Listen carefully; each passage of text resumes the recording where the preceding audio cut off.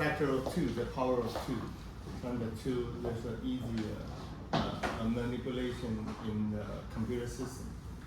And since the 2 raised to the power 0 is 1 and 2 or something. So typically use not odd number, even number. And then like this, if we put 4, why? Since we like to enhance the quite tiny light length, or in this way, yeah, let me give an example. The finer detecting the finer length, so could the larger way to enhance the length. If this is not that important or negligible, so we just use a small number, only detect the not finer. This is a more coarse line. Line. So it depends on the application we like to have. Okay. Then there's an inner product. The 1D convolution with time series data equivalent to the inner product. So what is the inner product?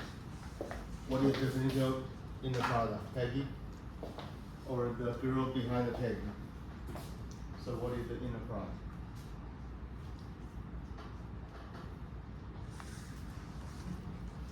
How about you? What is the inner product? Hello, wake up. So what is the inner product? The inner product, dot. See?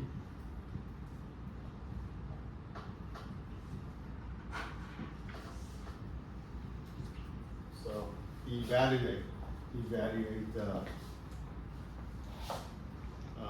the cosine theta, the projection of the vector project on the other vector, or the other way, or vice versa, the projection. So if they are more similar, so the cosine theta, the projection will close to a +1, right? If they are irrelevant, they will close to -1. So projection fall within the +1 and -1 and -1.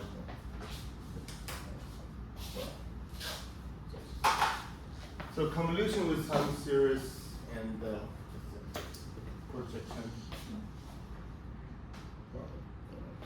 So yes. Why are we using the inner product instead of the dot product? Dot product. The dot product is the inner product. So we would like to. Okay. There's a good point. This is also correlation. Sometimes the autocorrelation in time series analysis is like you evaluate the expected value of x minus,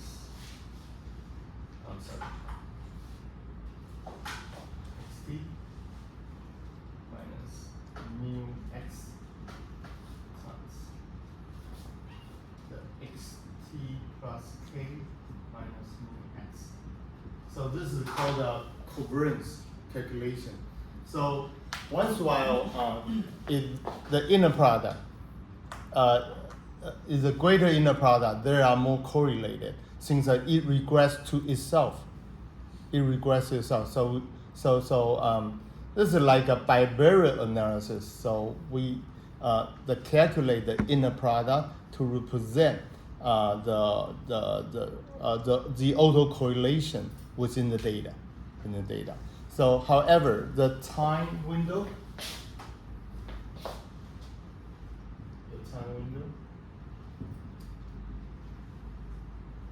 like a day, it could be weekly, or it could be daily, or monthly. This is the p-value, very crucial in the 1D CNN. So how sensitive or how volatile of the stock market indexes and the data you try to investigate. So in the product, going to reflect some feature for the time series data. Or typically we do not directly to, let me say that, the ARIMA model. Have you heard this before? ARIMA? No? No. Okay. So we investigate the time series data. We presume there's some component. There's three different. We call the autoregressive.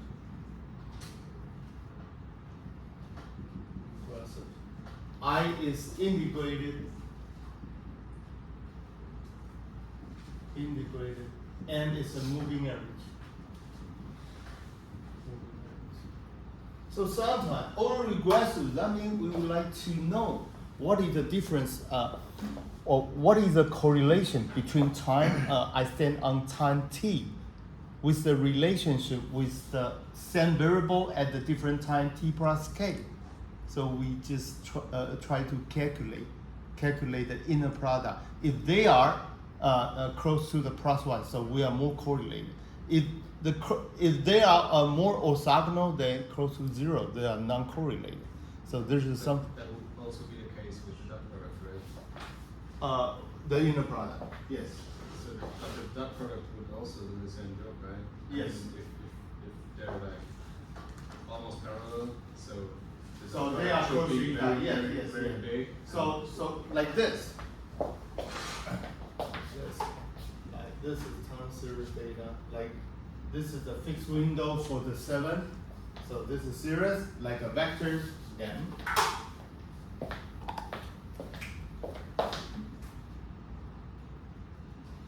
The stripe can be 1 or 2 or 5, it depends.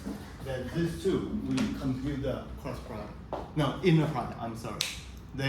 So do they resemble to itself just one period backward? So this is some feature, no, some pattern we try to include in the model. Yeah, do you get it? Right. So this is the vector, like this. x1, x2 to xk, for example, and dot x2, x3, xk plus 1. Right. So this is the 2. So this is the 2 segment of the time series we computed in the product. So every vector is between every vector is always a consequence. It's this is the sequence. a sequence. The sequence, they're moving by stride. So no cosine angle. No, this is a vector. We use a cosine angle to evaluate their relationship, their correlation. However, why we call the autocorrelation? Why? Since the typical we evaluate the correlation between x and y.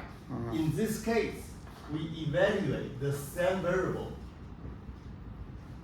still the same x, however, at a different time. Okay. So that's how we call the autocorrelation. Understood. Get it? Yeah. All right. Then, so okay, let me finish this. In ARIMA, the integrate, that means we try to make it stable, stability, and the moving energy in order to compensate the noise, the color noise, or called the disturbance model. Disturbance model. So this is called the parametric modeling. So we used to predict for the time series model. In the 1D CNN, no, we don't worry about that. We don't worry about. We just use the cross product. Try to seek the potential correlation between the time segment, as Steve mentioned.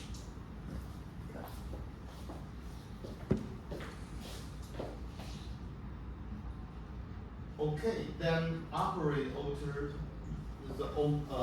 volume. This is called the 3D CNN.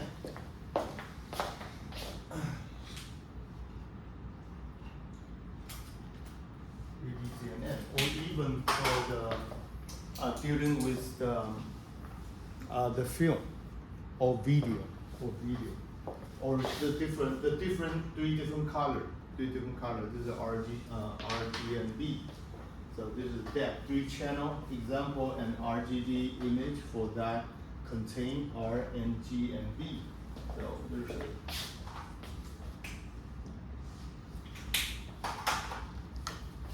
different pixel.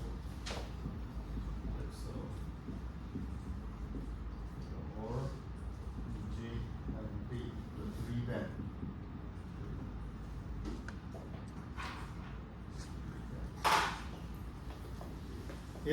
So it's just an input as one-dimensional horizontal vector. So unlike neural network, where the input is a vector, here the input is a multi-channel. For the graph channel image is a 3-channel in this case. RGB.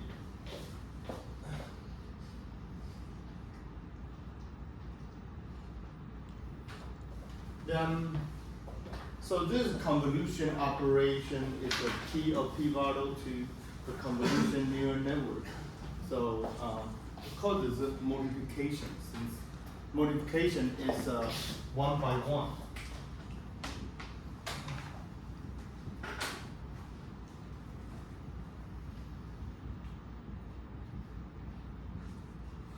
So this called, we use not cross. This is a modification. So it's a pace by pace. Yes. So there's a 3 by 3 are going to fix the kernel on the position of the pixel and do the modification and return an output, and then move the kernel by a stripe, a fixed stripe, and then return to a value into called the feature map. So this is the original feature. No, I'm sorry. This is the image,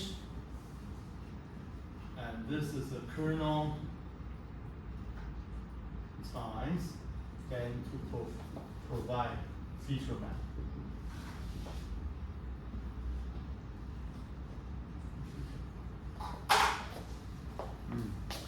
So there's a 1 and produce the first position of the kernel map and move by stripe and return a value. And finally, when it finishes the screening of the filter. Right, XY is a gray level, a grayscale image. So if it is an 8-bit representation, what is the old, no, where's the power? Yeah, let me see that.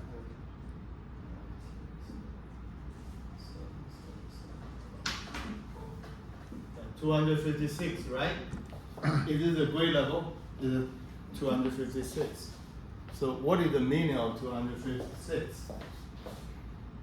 The intensity value from 0 to 255, right?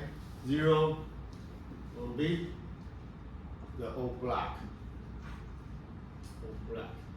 and 255 all white.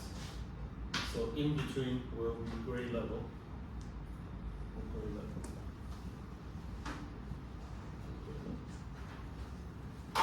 So the final is a more the more big representation, the gray level will be finer. So f of xy is a gray level image. This is the original image, and or the input from the previous layer. So yeah, it depends. So since this is downsampling after filtering, the size shrink a little bit. So this is a condensed image from the previous layer. WXY is a kernel or code filter. It's needed to be determined before operation is to be done. And the FNXY is a convolution result, named the feature map.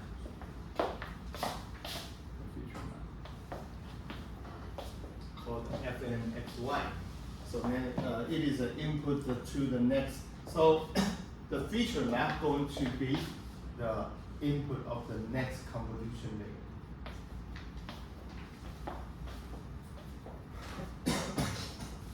And anything, so where is a color image, this is R and G and B. And then the WCIJ is a filter, C belongs to the R. So different, the C represent not class, the channel.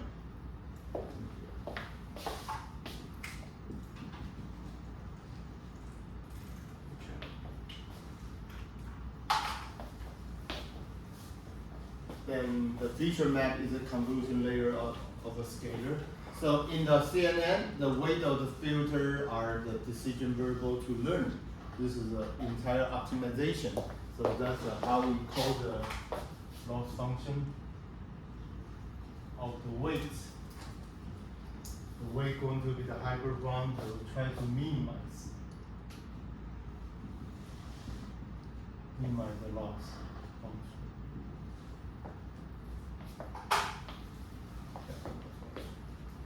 So why, since the loss has been determined, just since for this image need to be a bottle, however it has been mistakenly assigned with a stick, then this is wrong, right? Then so we're going to retune or update the hyperparameter in order to reduce the loss.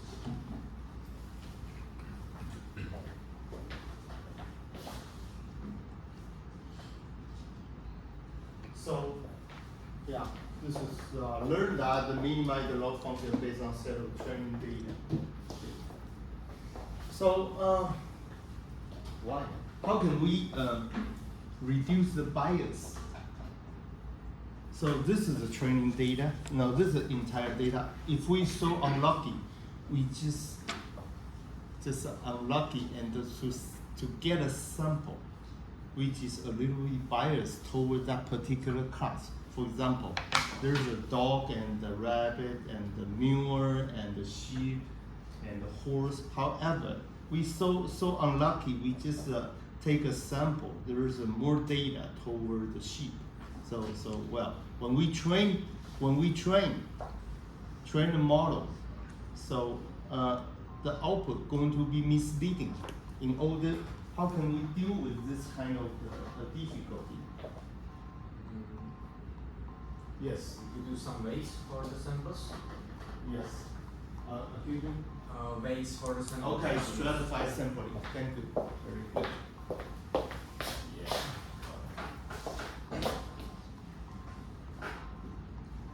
Stratified sampling. Yeah, this is the one-way stratify. So we have a different class, so we just select based upon the class already, right? Okay, what about that? Since we have an annotation, so this is a supervised learning. Any possible means for in order to reduce the bias or misleading output or misleading classification output? K4 could be the one.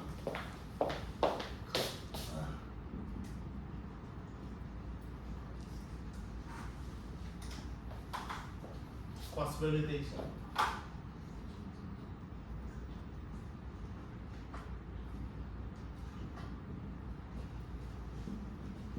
Anything else? Voting, right? Voting. So the final result not merely dependent on a single prediction. Separate. Yeah. So we're multiple tree for prediction. And then, okay, how about that? Waiting, that gentleman say that. Class weighting. Class weighting. In which case, the loss function, so we have different classes. For the different class, for the minority, we're going to put more weight on the minority classes.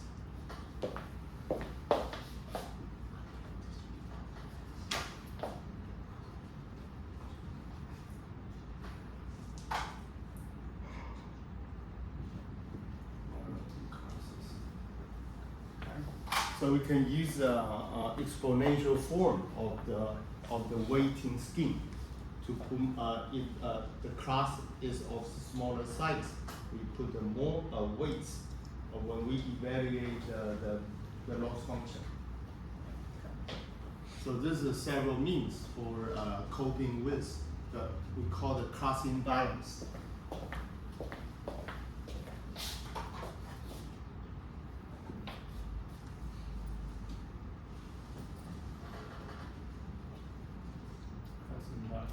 Fortunately, all the homework I give you the CFAR 10, they are balanced case, so you don't have the issue for your homework.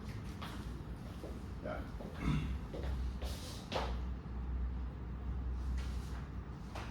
So I think yes. What does stratified sampling exactly mean? Yeah, that means, for example, we have different classes of the different size according to different classes. Then sometimes we just pre-clustering of the entire data set and take a sample according to classes called the stratified. So it's like down and up sampling? No. For example, yeah. Let me say that.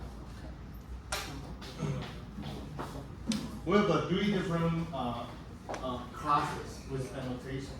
They have a different sample size. In order to avoid misleading classification output, we just sample according to each class. So in order, so mistakenly only tend to the sample more instance from some particular classes, right? Called stratified. So this kind of work I've been doing in the semiconductor project, since the classes, for example, this is the wafer. Sometimes the part, some defect map. The major defect will be a particle scratch, a pinhole or something. However, there is some minority class, very limited number of the sample. So that's why we need to stratify the sample.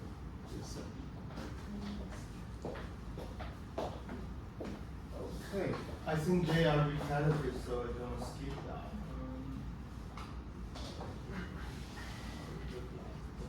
So the B, this is like, this is like in the regression. This is like this is a weighting factor. This is active input. This is like slope, and this is intercept in the typical regression. A plus the bx. So this is like a slope. This is like an intercept.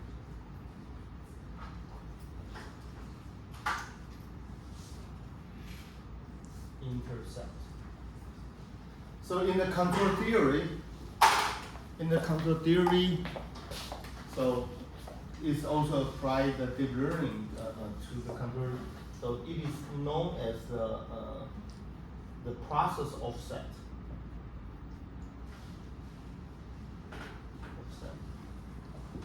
Sometimes this is standard. The control mechanism try to achieve called the process offset. And X is the control variable. We like to apply the control theory. The B is called the process gain. So we increase each unit of the input variable, how much we will gain in the output. Or if this is the B is the 0.1, every unit increase in X1, we're going to have a process again, a 0.1 in the response variable for the process gain. Okay. Done. So I need to just run faster.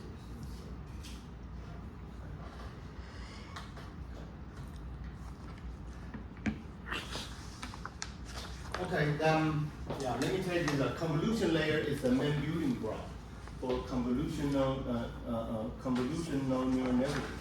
So we stack those up to a new image into that since we have so this is a 6 layer. No, I'm sorry.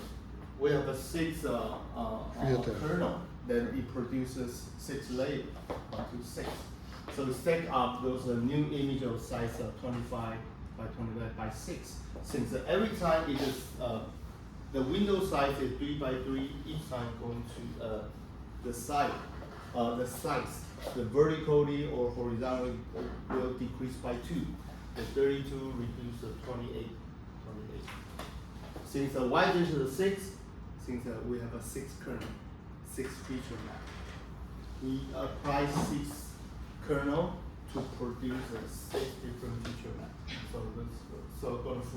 So it is connected in the next layer.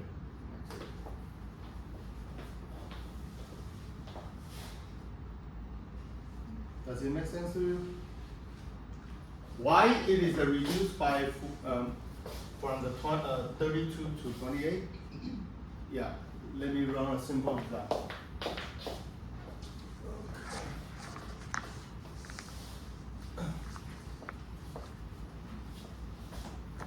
For example, 3 by 3.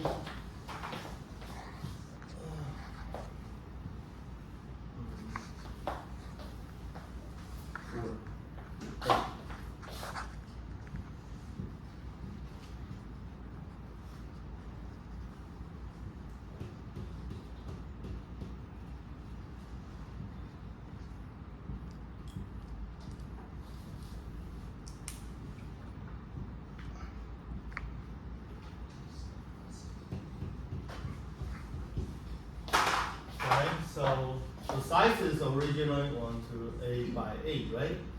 So we have a field, we have a kernel size, for example, 3 by 3, 1, 2, 3 by 3, right here.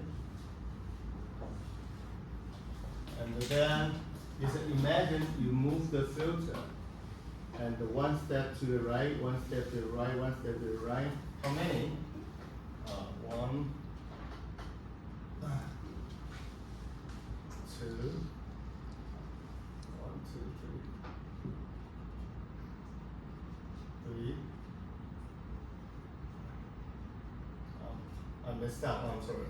1, 2, 3. And finally, you lost 2, right? Yeah, you lost the side, right? By 2. You did a 3 by 3. And there's a horizontal. So this is 1, 2. I'm sorry. 1, 2, 3, 4, 5, 6. Done. So you lost 2. The horizontally and vertically. That's why we lost 2. From the size of 32 by 32 reduced to 28 by 28. So every time you just cycle use a package, you understand. So each layer, the neural network structure gives you the size. You understand why, how it grows and how the size of how it reduces.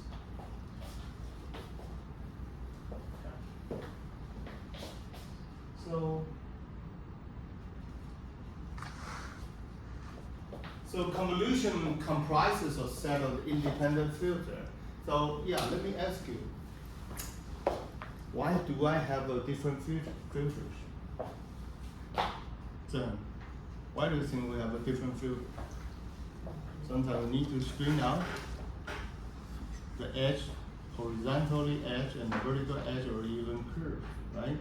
Or even the curvature. So the different filter must apply. So 6 in the example shown above. So each filter independent convolve with the image, and we will end up with a 6 feature map.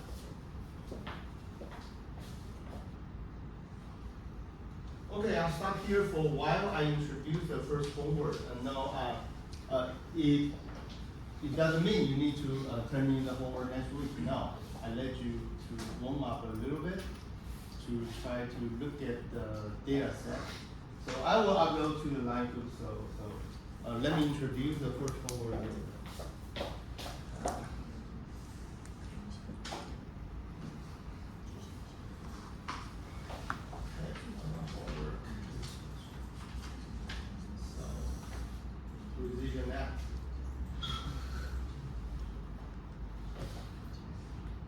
So this is a balanced case. Don't worry about that.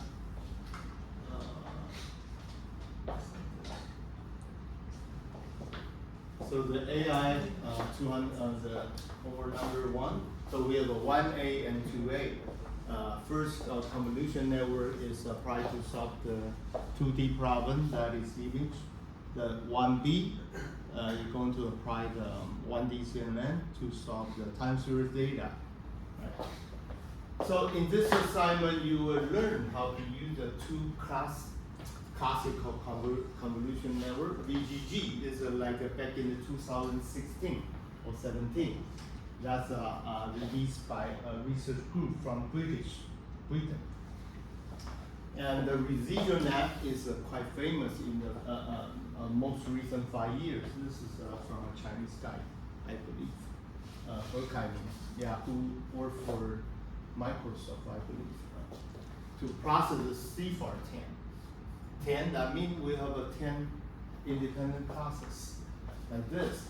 So for each pixel, so the quality is quite fuzzy. So what is the size of the CFAR 10? 32 by 32, right? Yeah, very fuzzy. So if you like to use augmentation, you are more than welcome.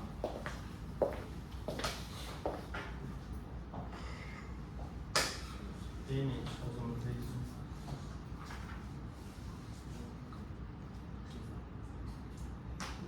Or image enhancement.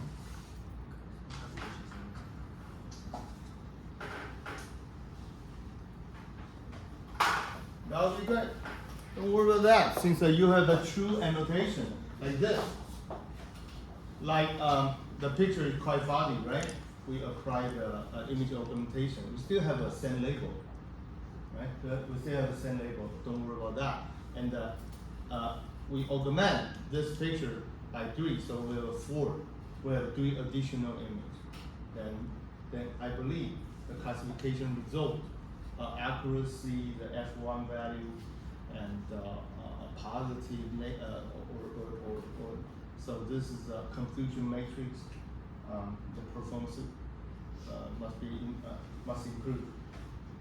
You are more than welcome to do so. Yes. So is the goal to get the highest score, so the highest accuracy and the font score, or is it just like a clean and understandable implementation of the Yeah, I call it classification, not segmentation. The classification ratio, accuracy, has value, and the precision. Yeah. Alright, so I will introduce the confusion matrix. Does anyone don't know the confusion matrix? Just raise your hand. Yeah, good. Everybody knows that, so I'm gonna skip that. Alright, confusion matrix. So this is the website you can download. First, you download, just create the data a while, how to the image augmentation. You can flip the image. You can use a different intensity.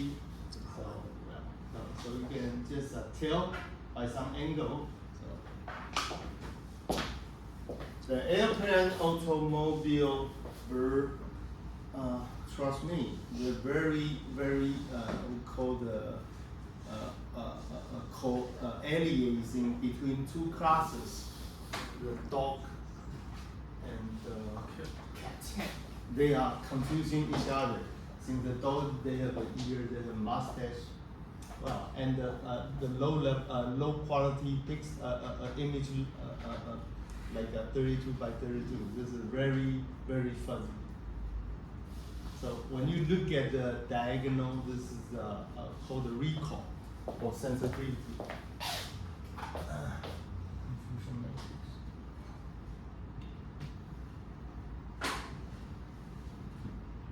You need to consider the accuracy. This is the overall. So I believe in the airplane automobile, this is so easy to identify. Don't worry about the recall for the automobile. This is over 95%. However, the cat, a portion of the cat image must be mistakenly assigned with dog. Likewise, vice versa. So the accuracy, you only need to look at the recall based upon individual class, recall or sensitivity,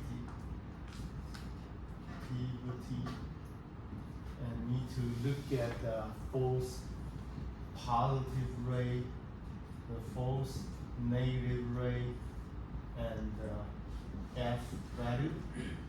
Typically, we use the F1. Why? Since the classes are balanced in this example, don't worry about that.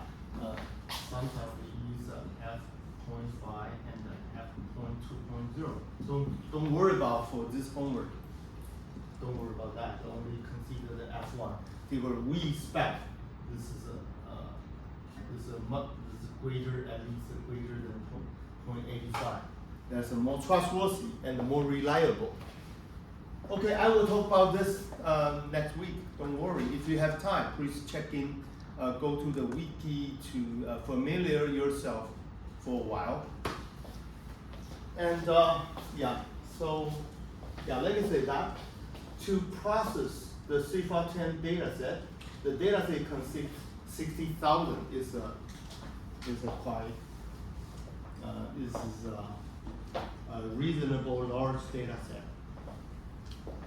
This is color image with the 3-band across 10 different categories, so 60.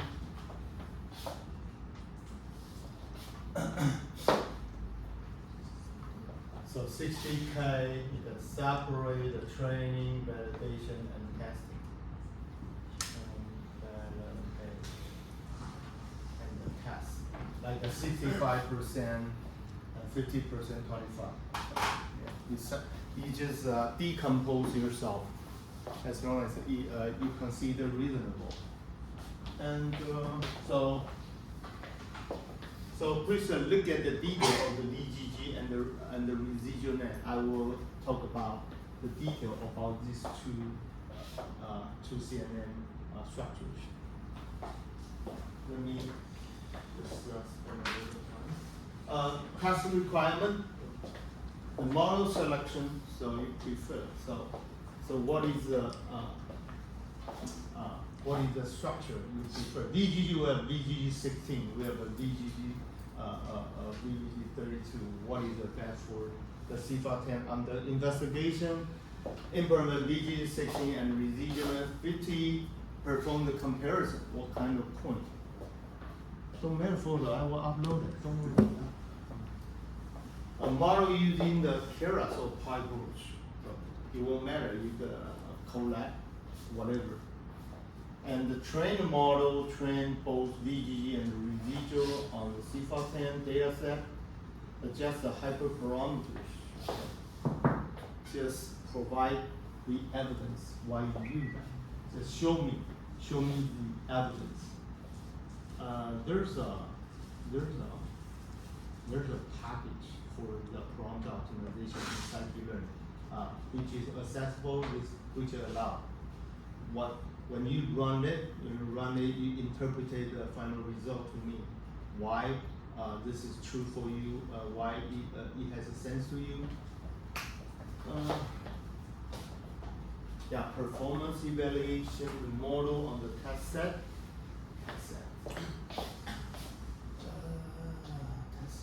Right, the test set. And comparing accuracy, training both to model, accuracy recall per class. You just analyze what class is easy to identify for what classes they are difficult to identify or difficult to classify. Then result visualization, plot the accuracy and loss curve during the training. This is important. You need to plot.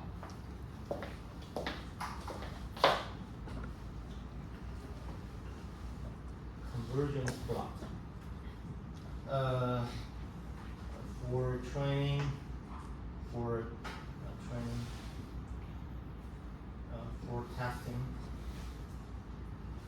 to show me the overfitting is avoided. So for your case, you train the model, the overfitting doesn't happen for your case. And so this loss,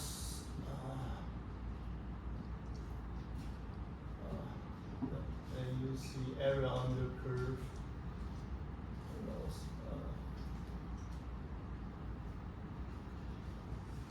ACC over apples, so the apples. So and this person. Okay, then display some hard case, even though you just endeavor with your all possible effort and the result. What particular instance of the image for you still cannot correctly identify or correctly classify. So just give me some misclassify. So to show, to explain why it is not possible to have a right classified as a right label.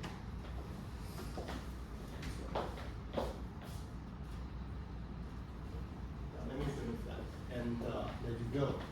So code implementation will probably be common. So you're going to print out the code and you have put your comment on the code after the code, put a backslash. And the detailed report on the result.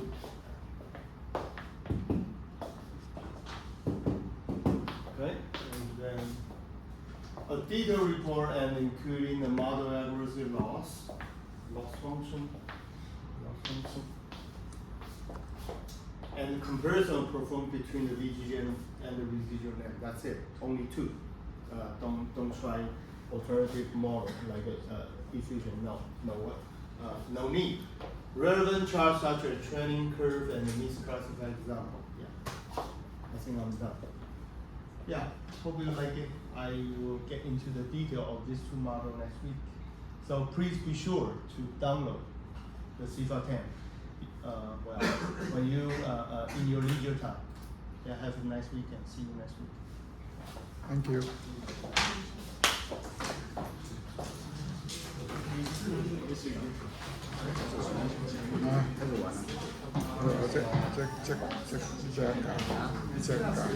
你们不用2个因素还好，不要太紧张，做得好不好不重要，做得好，做出来。